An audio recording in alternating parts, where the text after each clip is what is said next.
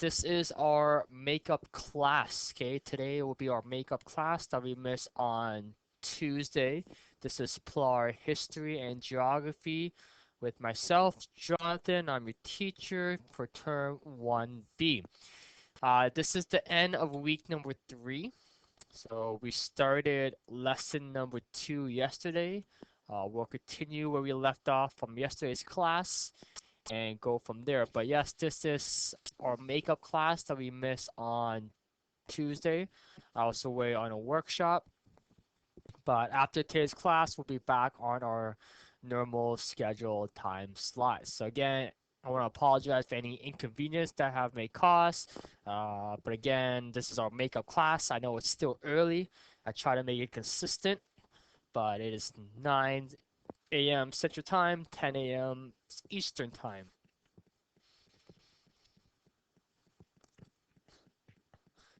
Once again, to listen and to participate, just call the Warsaw Studio at your learning center. Hopefully it's open by now. If not, you can always call it at home. So again, there's many ways that you can take that initiative and responsibility and come into class and listening and joining us. So again, call in, log on at the learning center or at home.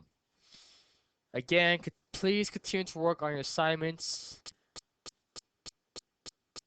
And once you have completed them, please submit them to me once you get that chance. Okay, give it to your DC so that they can scan it and email it to me or fax it over here to me at Warsaw and Silkel.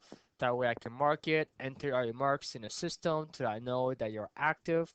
Again, if you have any questions or need any help, again, just let me know. I'm here to help. Give me a call, Facebook, inbox me, stop by Warsaw here in Sulico. Many ways. Okay. Again, I don't know if you need any help.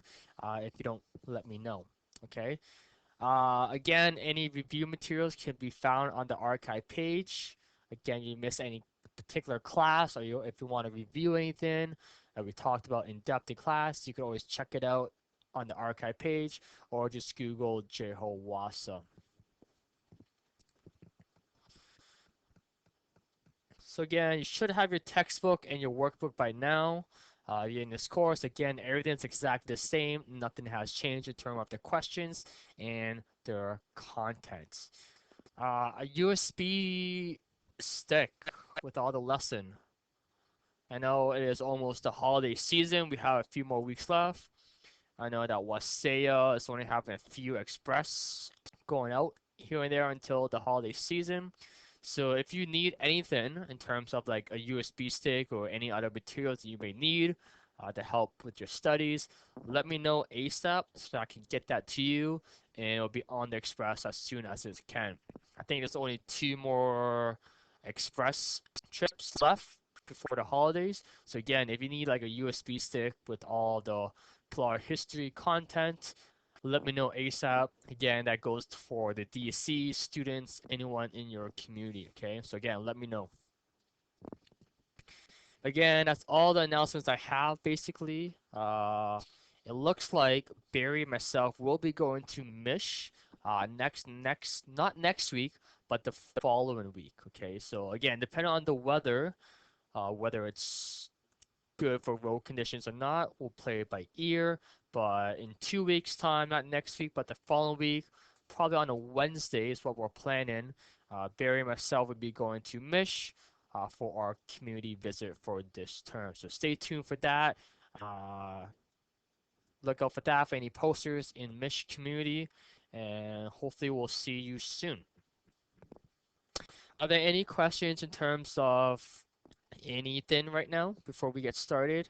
Any comments, questions, anything you need help with? Again, please let me know.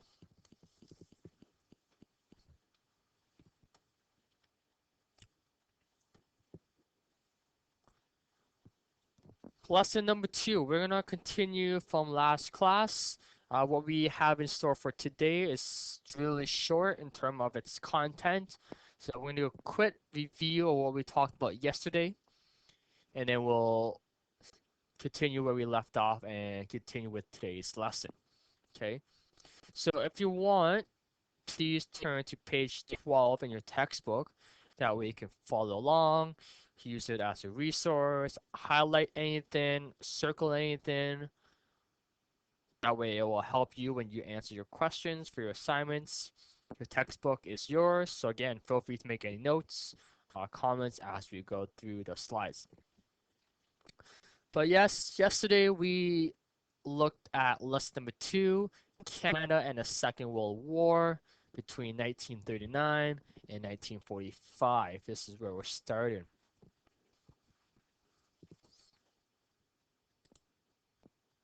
Remember our learning goals from yesterday? This is where we're heading. So in terms of students and myself, this is where we went yesterday in terms of our learning goals. So we looked at understanding the cause and effects of the Second World War and understanding Canada's contribution to the war efforts. So again, try to make it simple, clear, and precise as possible.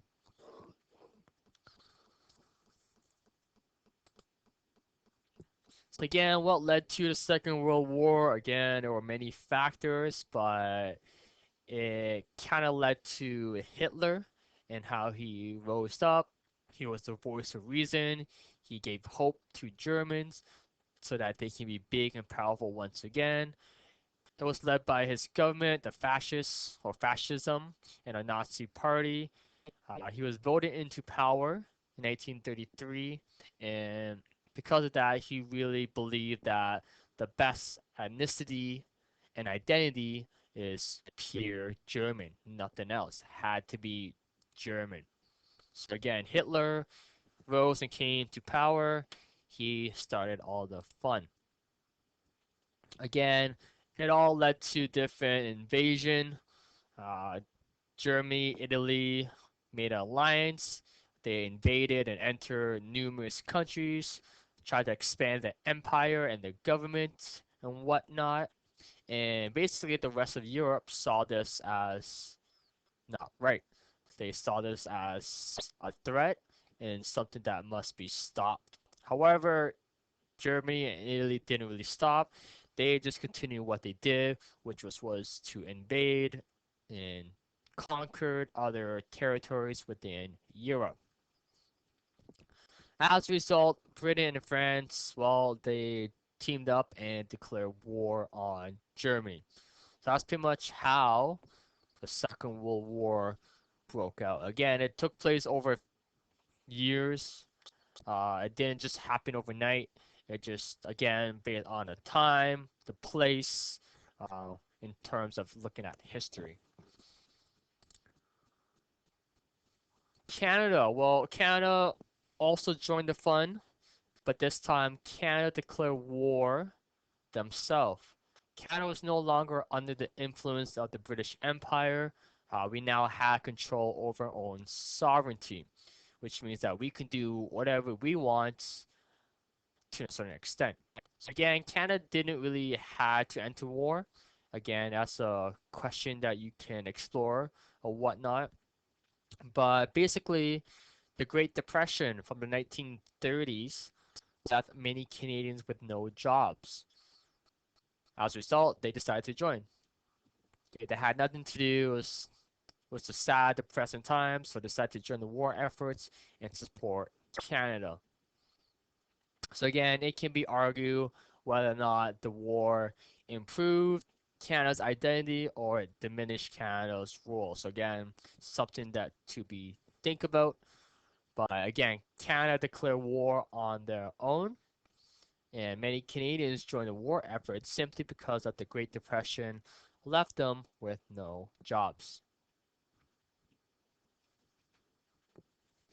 That's Canada. So Canada was involved once again.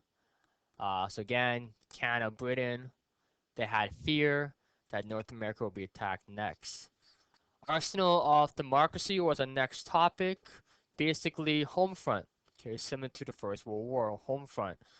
Basically, anyone, once again, that did not go to war, children, women, men of certain ages, they stay back, they produce, as you know, weapons, fuel, household goods, food, and other items for our troops overseas.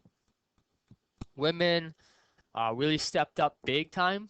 They really took over the factories, even though there were not that many jobs then, but women stepped up, took over jobs for men, and they really proved themselves that they were able to do these tasks. Children even stepped up and fundraised. They created care packages and other duties as well. So again, as you can see, it was really a collective, collaborative effort and really brought a sense of community back here in Canada. So again, Canadians can be really proud of their efforts, not just on the battlefield, but what they did back home as well. Okay, so again, going to war is not cheap. We need supplies, we need items to support our troops overseas, so this is what we did back home. Arsenal of democracy, similar to the home front. Next, we looked at Mackenzie King. He was Canada's prime minister during this time period. Mackenzie King, very popular Canadian prime minister. He created three measures or acts during this time period. He created one, the Unemployment Insurance Act. The Unemployment Insurance Act, which means that anyone can collect unemployment money for a period of time, provided that they had worked before becoming unemployed. In other words, if you had worked before and you lost your job, now you can still get a little bit of income even though you lost your job. So again, very huge. Okay, so even though you lost your job, you have no money, you can now collect this unemployment insurance money because what the government did. So again, very huge in terms of the social efforts. He also created the Family Allowance Act in 1944, otherwise known as the baby bonus money.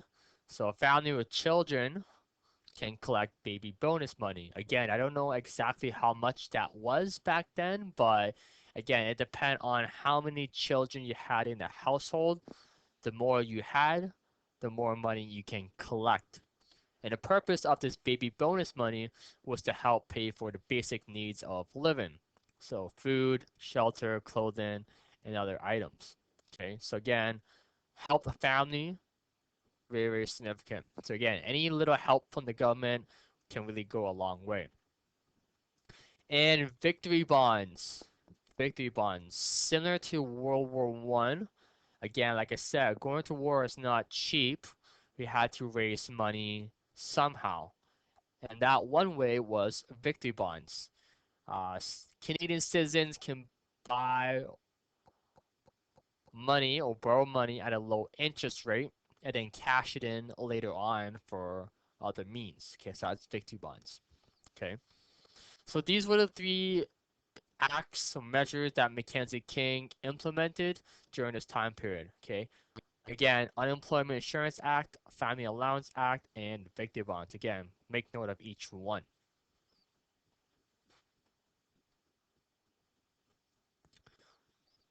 Camp X, again, another contribution that Canada did during this time period that wasn't really considered on the battlefield. Camp X was a secret training institution here in Canada where we train secret agents, spies, and assassins to fight Germans and other purposes. More than 500 trained at this institution, so it wasn't huge, but it still had a fair bit of participants. It didn't really open that long. It only opened for about 5 years. Then it shut down and closed its doors. It was the first secret agent school here in North America and the only one in the Western Hemisphere. So again, pretty significant. Again, this took place here in Canada. So what do we learn at Camp X? Well, some examples I posted on the screen was secret codes, how to enter buildings without being caught, climbing cliffs, using special weapons, getting on and off trains, crossing the landscape at nights. Again, all these different strategies and techniques that were special They all learned it at Camp X. Again, the Canadian RCMP, for example, the FBI down in the States, for example. So again, very significant in terms of what they did. Again, going to war is means of life and death, so it's pretty significant. Okay. So that was Camp X. Again, happened here in Canada. But what we need to know is that it was just a secret training commando institution where we train secret agent and spies. Okay. So again, keep it simple. Don't need to overthink it. Constituent objectors. These group of individuals simply said no. They didn't want to go to war. Didn't want to have any engagement with war. They refused to go and called upon. Why, you may ask? Well, it was based on deep personal reasons, ethical, religious, and moral reason. They simply thought it was just wrong and not right. And they were simply neutral. Okay. They didn't support one side or the other. They didn't support anything for that matter. They were just simply neutral. Okay. They're like, yeah, that's great. World War II is going on, but we didn't really support it. We don't support anyone. We want to be not engaged, is what they were. Again, some groups were the Mennonites, Amish, and the Jehovah Witnesses, just to name a few. Okay, so again, that's the constituous objectors on page 13. So again, note who they were and why they refused any engagement. And then we wrap things up by looking at assignment number 4. Again, go through those questions. Reminder, like always, sentences, details. Don't just copy from the textbook. Okay. If you're not sure, fire me off a message and I'll let you know if you're on the right track. Okay. Any questions on any of that quick review materials from yesterday's class? Again, you can find that all in your textbook, or you can simply Google it or use any other resources as well. Okay. I'm absolutely open to using other resources. Don't strictly have to use our textbook. Just make note or just let me know which source you're using so that I know. Okay, but again, it's all about our inquiry skills where we explore other topics and details to expand our thinking and understanding. All right, turn to page 13. That's where we start today at the bottom of page 13. That's where we begin today's class, and it will follow on to the next few pages in your textbook. I call this lesson the Canadian shame because there are good things and there are bad things, and we need to explore both sides when looking at history. Okay. Again, history is not just about the collection of facts and details and evidence.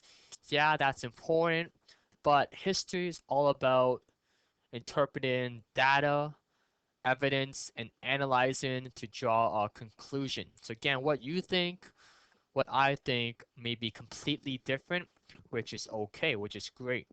Okay, so we have different perspective, different viewpoints. That's what history is all about. Okay, using our critical thinking skills to draw on. Does that make sense? Do I agree with that? What do you think?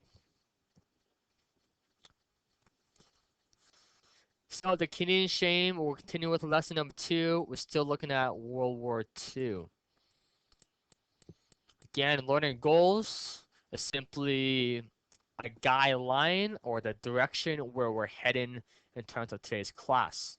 So it helps you to understand and it helps me to understand. So after we finish today's class, we'll have an understanding of the mistreatment of Japanese Canadians, understand the Holocaust, and understand the events that led to the ending of the Second World War, or the conclusion of the Second World War.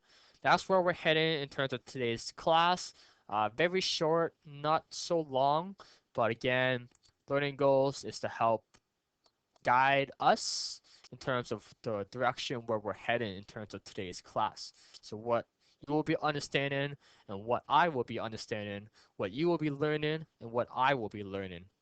Okay. So again, our learning goals.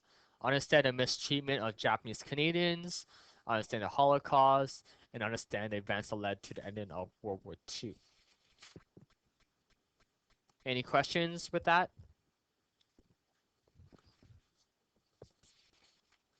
Again, if anyone has any questions, just interrupt, talk, write something. Just let me know. This is your class. I want it to be engaging. I want it to be fun. I wish we had a lot more students so we can have a lot of discussions. But again, it just depends on who's here live with us right now. All right, we'll begin looking at the United States. So we talked a lot about Canada, Germany, Italy, and what happened during the Second World War, but we know that there is not a powerhouse country in the United States, and where were they during this time period? Well, they were not directly involved just yet during the Second World War. Again, we know that the Axis power consisted of Germany, Japan, and Italy. One giant group, one giant alliance.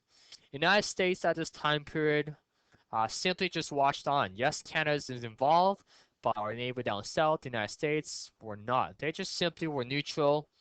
They just watched everyone had fun as they just watched on. However, the United States provided supplies and aids for Britain, and they really cut off ties with Japan. So this is kind of controversial and conflicting in terms of what the United States did. So again, even though the United States were not directly involved, they helped out Britain, but they didn't really help out Japan. Okay, is that fair? Probably not. I'll lead you to think about that one. So what happened was that since Japan wasn't really getting any help from the United States, even though the United States were not involved, they were neutral, it seemed unfair, which led to the next event known as Pearl Harbor. Okay, very significant event for our neighbors down south, United States. Not so much here because it didn't affect us, but Pearl Harbor of 1941. Pearl Harbor, you may have heard of it, was a surprise attack on the United States by Japan. Okay, huge surprise attack. It caught Americans off guard. Okay, Pearl Harbor is this Navy vessel area place off the coast of Hawaii, give or take, where we have boats, planes, battleships that we store for our Navy and our armies down there. That was destroyed by the surprise attacks, and it was not fun.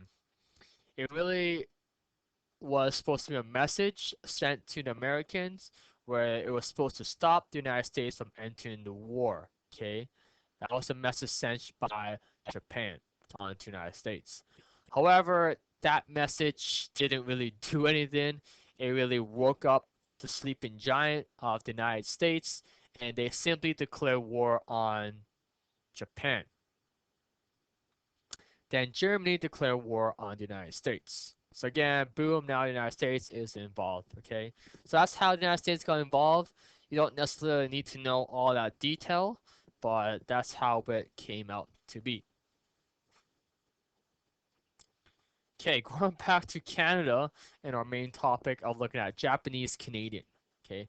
Japanese Canadian. So we're looking at a particular race, a particular group.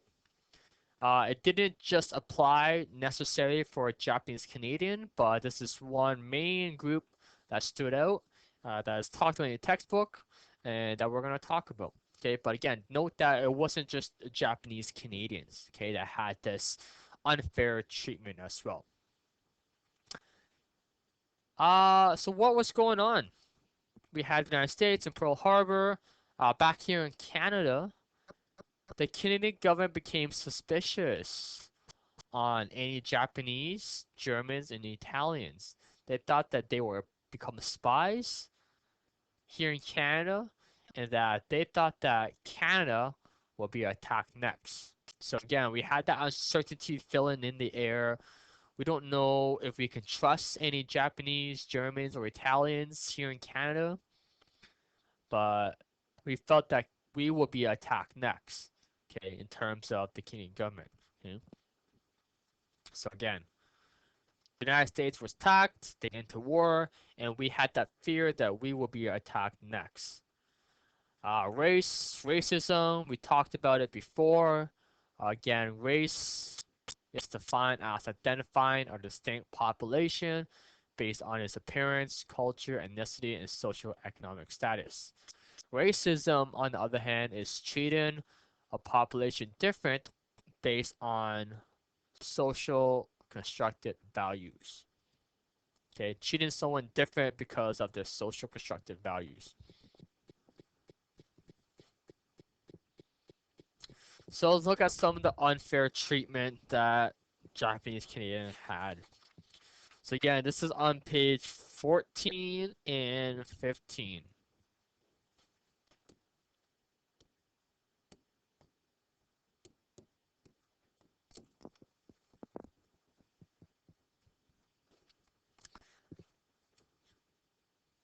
Japanese Canadians. They were really isolated and lived out west on the west coast of BC, but they had to live in the interior, so inland. Okay, they didn't really had a choice anymore. They couldn't live on the coast. They had to live inland so that they could be monitored, seen over. Again, really unfair. Husbands were separated from families. Again, unfair. The government basically took all their properties and simply sold it so that we can get funding for the war efforts, and they didn't get any of that back.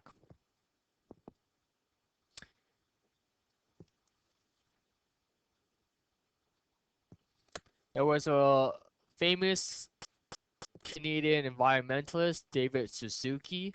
You may have heard of his name before. His name is mentioned in a textbook about what he had to overcome. There's another primary source article that I have always been meaning to integrate. I know where it is now. Hopefully, I can share it with the class at some point. But it's really similar to this article in your textbook by Joy Corgues, entitled "The Silence is Broken." Okay, the silence is broken. So again, make sure you check out that article on page 15. Okay, it talks about her experience and her family experience, how they came to Canada, where they were treated differently because they were seen as Japanese Canadian. Uh, Very interesting article. So hopefully you have a chance to check it out and just skim through it when you get the chance. But again, it really touched on the idea and notion of racism and unfair treatment. Again, they had to do so many things and had to overcome so many challenges and barriers. But again, make sure you check that out. Again, I wish we can sit here and just read this whole page together. It would be great because it would be improving our literacy skills. But again, I'll let that for you to check it out on your own time. But again, basically, families had to move away from the West Coast and had to now live on the interior. Husbands were separated from family. Again, this is not my major topic, but again, I just know that they had so many unfair treatment because of their race and their identity. Okay, so again, check that out. What's significant and what came out of it was that the Canadian government didn't really apologize until the late 1980s. Okay, so pretty recently, okay, a couple of decades ago. So again, really unfair. Again, it can all relate to looking at First Nations Indian residential school. Same concept, same idea to a certain extent, but again, unfair treatment uh, wasn't fair. But it all happened to Japanese Canadian, mostly Japanese Canadian, but like I said, it happened to other race and ethnicities as well. This all fall under the ideology of something I like to call, or something that's known as, anti-Semitism. Anti-Semitism. This is not in your textbook, but it just relates to this theme, okay, of anti-Semitism. So what was anti-Semitism? Well, during that time of the Second World War, it was just the way it was. Okay, it was a part of mainstream society. It was a global ideology. It didn't really just happen here in Canada in terms of racism and treating Japanese or Jews or other race and ethnicity differently. It was just the way it was. Yeah, it may seem unfair. It may not seem ethical or right, but it was just the way it was. Relating back in terms of today's society, yes, we have made great strides and progress in terms of eliminating all of these hates and notions, but again, back then, it was just the way it was. Again, part of mainstream society, global ideology, like I said, it didn't just happen here in Canada, but it took place around the world as well. So again, not just Japanese or Jews, but all other nationalities were subjected to anti-Semitism. Okay, treating them different, seeing them as different, seeing them as not ideal for living. So we need to make them stand out, make fun of them, treat them different because of these factors. So example was after 1933, all Jews in Germany were required to wear a yellow star to identify that they were Jews. Okay, think about that for a moment. Okay, if you were a Jew back then in Germany and you had to wear a yellow star on your shirt, like a little pin kind of thing, to identify that you were Jew, would that seem right? Again, probably not. Okay, how would you feel if you had to wear like a special hat or a special color or something that made you stand out? Again, not ideal. Okay. But again, back then, just the way it was, how society and it was back then. But nowadays, again, uh, it makes you stand out. It didn't really bring a sense of community. Uh, didn't feel a sense of belongingness. But again, we have made great strides to eliminate that. But like I said, back then, it was just the way it was. So again, I like to integrate that a little bit, but that was anti-Semitism.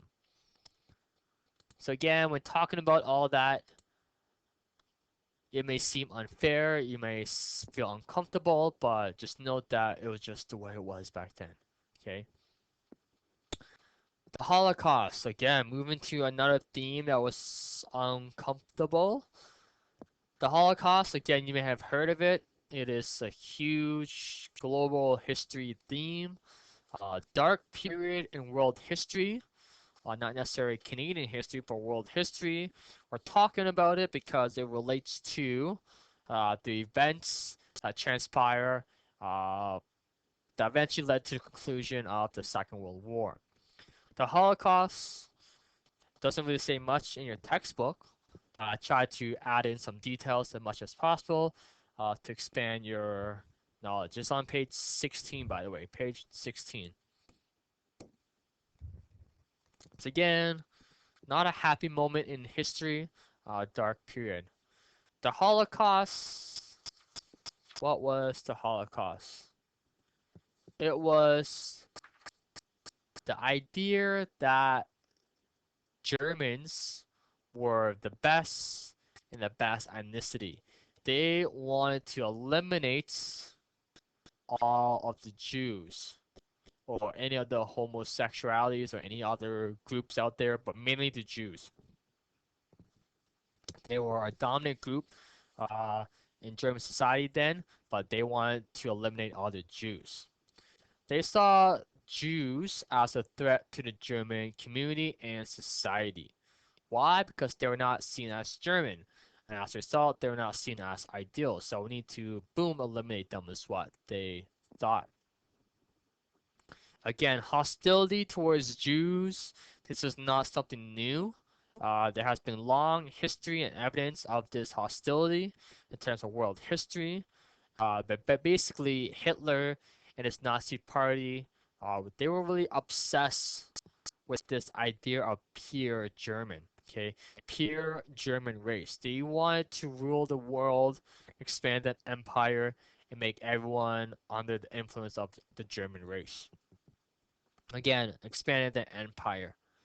It really started with all of the use, useful citizens. Then they move on to the old and sick citizens and the weak citizens. They started to eliminate all those first, but their properties were confiscated.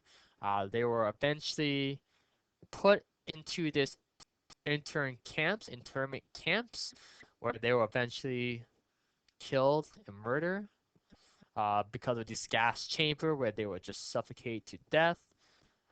These camps were known as, or kept as secret, I should say. They were kept as secret, okay? Even though this was going on in Germany during the Second World War, no one knew about it. It was kept a secret. The outcome of it was about 6 million were killed in this mass murder genocide.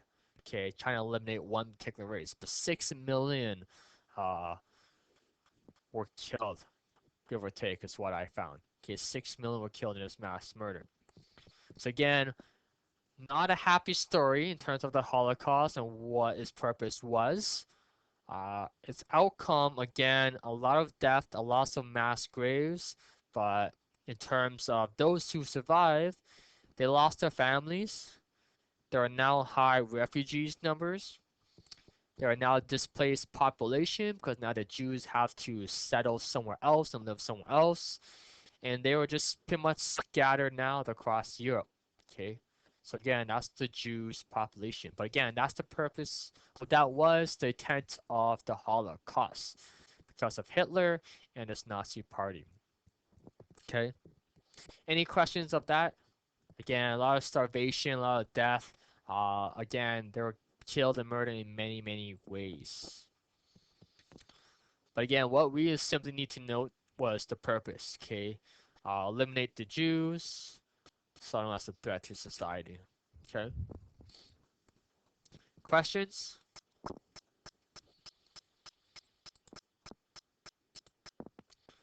Alrighty, we're gonna wrap things up by looking at the conclusion of World War II. Okay, and then again, it didn't just happen overnight. It happened over years, and many events took place. But what we're gonna quickly just summarize are the main events that led to the conclusion of the Second World War. D-Day happened in 1944, where the Allies troops, yes, us, Canada, and Britain, and France, we landed in France, we sent our troops, and we started to push all of the Germans back. Okay, so this is where we start to make a huge impact. A year later, VE Day, 1945, uh, our Allies troops reinvaded Germany. Hitler sensed that he was going to be defeated, so boom, he committed suicide. And a week later, his party, the Nazi party, eventually surrendered. At that point, war was over. Britain, Canada, United States, and France, we won. It was done. They saw what was going on in terms of the Holocaust, so they freed and liberated all the Jews from all those camps. But that didn't spell the end of the Second World War to an extent. Even though it was over with Germany, it wasn't over with Japan just yet. The United States was still fighting with Japan. So what happened, again, this is very controversial as well in terms of world history, the United States decided to drop an atomic nuclear bomb. Okay, think about that for a second. atomic bomb or atomic nuclear bomb on the city of Hiroshima in Japan, which basically killed and wiped out thousands absolutely instantly. Okay. However, Japan didn't surrender just yet, so the United States decided to drop a second, okay, a second atomic bomb on the city of Nagasaki. Again, killing thousands of Japanese instantly, wiping out cities, buildings, absolutely everything. Just mass destruction, okay, instantly. And eventually, Japan eventually surrendered, and that's how the Second World War eventually ended. But again, dropping not one but two atomic bomb, very controversial. Okay, I'm sure there could be other ways to conclude it or conclude the Second World War, but again, dropping an atomic bomb was a huge statement. Uh, whether or not it was the right decision or not is another story to be told. But again, that was what happened that led to the conclusion of World War II. D-Day, VE Day, atomic bombs. Again, this is on page 16 if you want to review it. Okay, just note some of the events that happened. Again, that's pretty quick. We didn't went in details about each one, but just know that what happened in terms of how it ended.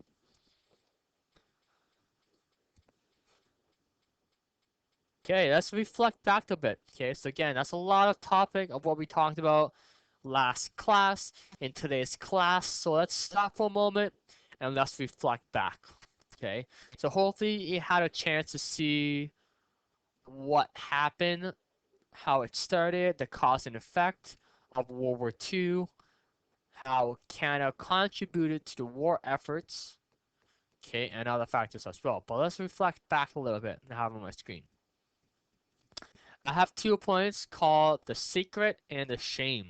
Okay, 1940 shame. That's why I call this title the Canadian shame. Canadian attitude towards other ethnicities was not always admirable. We have to accept our nation's responsibility for treatment of Jews and other race during World War II. Again, not always a good time, but we need to look at it. Again, relating that back to indigenous content, it's really similar to looking at residential school. Again, we need to accept our responsibility of what we did. Even though it's not a bright period in terms of Canadian history, we need to talk about it. We need to share it. We need to spread that awareness. So again, so that it will not happen in the future.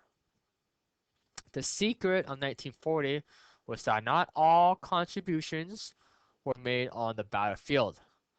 Canadians can be proud of the contribution made by Camp X as a part of the Second World War war efforts. Okay, so basically what I'm trying to say, the significance is that as historians, when looking at history, we must keep in mind all aspects, okay, the good and the bad of our history lives, alive. Okay, we can't just look at what was good about history or what was bad. We need to look at both sides. Okay, there's always two sides of the story, and we must explore both sides. Okay, so just keep that in mind. Okay, again, history is all about perspectives. You may think it's good, may think it's bad, but again, it's all about analyzing, interpreting the facts, the details, and the evidence that's given to us. Okay, so again, it's not just about looking at names, dates, or what happened, but trying to make a conclusion of whether or not it was the right thing, the bad thing, what could have been done, and so forth. Okay, analyzing and interpreting all these facts. Again, that's where our thinking skills come into play and how we articulate our thinking. Any questions, class students? Again, a lot of details in the last couple of days in terms of lesson number 2. So let's look at question number 5, assignment questions. So again, turn to your workbook, look at lesson number 5, assignment 5, a start of 10 marks. Very simple, very straightforward. Again, I'm always looking for details, sentences, proper spelling, punctuations as well. Okay, so just keep that in mind.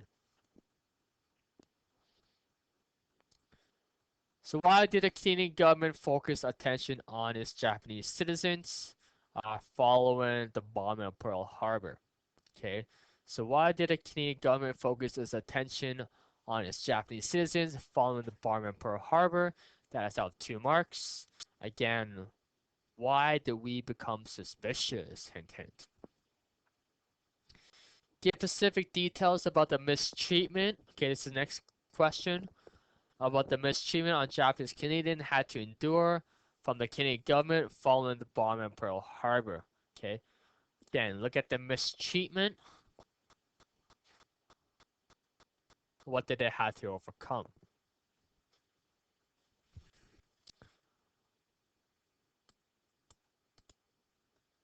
Question number 3, what was the Holocaust? Again, briefly describe what it was. I don't have to give me the whole details, but what it was, what was its intent, what was its intended purpose. And question number 3, outline the events in 1944 and 1945 that brought the end of the Second World War. So again, just list and name all the events that happened in 1944 and 1945. Hint 10, D-Day, VE Day, what happened in Japan in terms of a nuclear bomb. Okay, so just keep that in mind. Okay, so again, simple 4 questions, 10 marks, assignment number 5. Okay, any questions with that? Again, I know we have a few minutes left in class, so again, please take this time right now to work on any outstanding assignments, materials, go through your notes, go through your assignments. If you have any questions, uh, this is a perfect time to ask now that we can help. Look at that. Someone has asked a question. Students has logged on to Smart Bridget.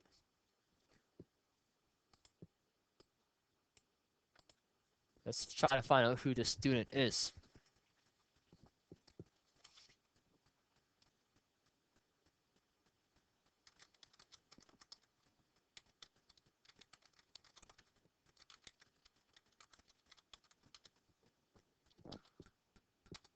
So again, you can ask questions in numerous ways. Do we list? Do we list in terms of your assignments? Or do you list the events? In a way, yes. Just list it, but write it in full sentences.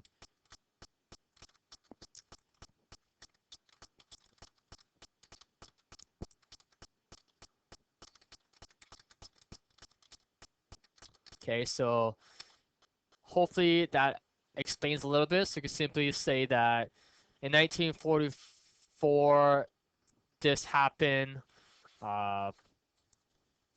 D-Day happened. And then 1945, D-Day happened, what it was. So we pushed back German troops. Hitler sensed defeats in terms of what was going on in terms of events. He eventually committed suicide. And then we continued to push through Europe. We freed all the Jews and simply talk about what happened with Japan and atomic bombs. So hopefully that kind of clears things up. If it doesn't, again, just let me know. Hopefully I can explain it and clarify it in a better way. But that's a very good question. But thanks for asking.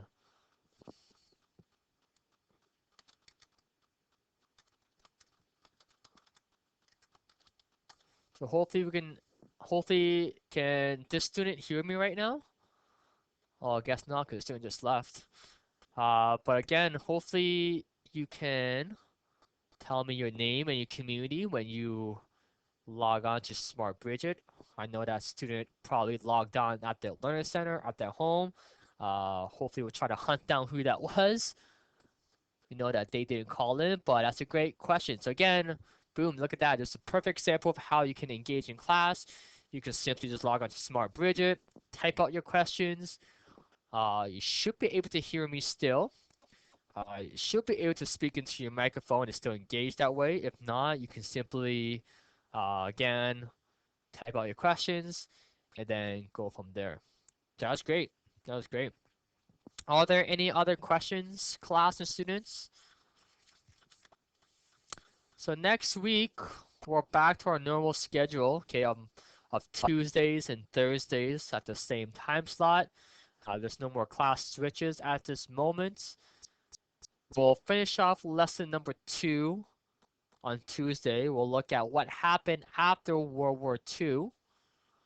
We'll finish that off, and then we should start lesson 3 by Thursday. If not, we'll start it the following week. So that's the plan for next week. We'll just continue where we left off. Okay. So again, in the meantime, please continue to work on your assignments. If you need any help or any clarifications, you know where to find me. Other than that, thank you so much for joining us here on this Friday morning. Again, it's been great. This is our makeup class that we missed on Tuesday. Again, I apologize for any inconvenience it has made. I know it's Friday, I know it's early, but you have made the time and the effort, and I really, really appreciate that a lot. And that will definitely reflect in terms of your marks and your credit and how you move forward with your studies. I think we're gonna stop it right now. Again, thank you so much for everyone. I will see and hear everyone back here on Tuesday at our normal time slot. This has been PLAR History at WASA. My name is Jonathan, and thank you so much. Have a good weekend.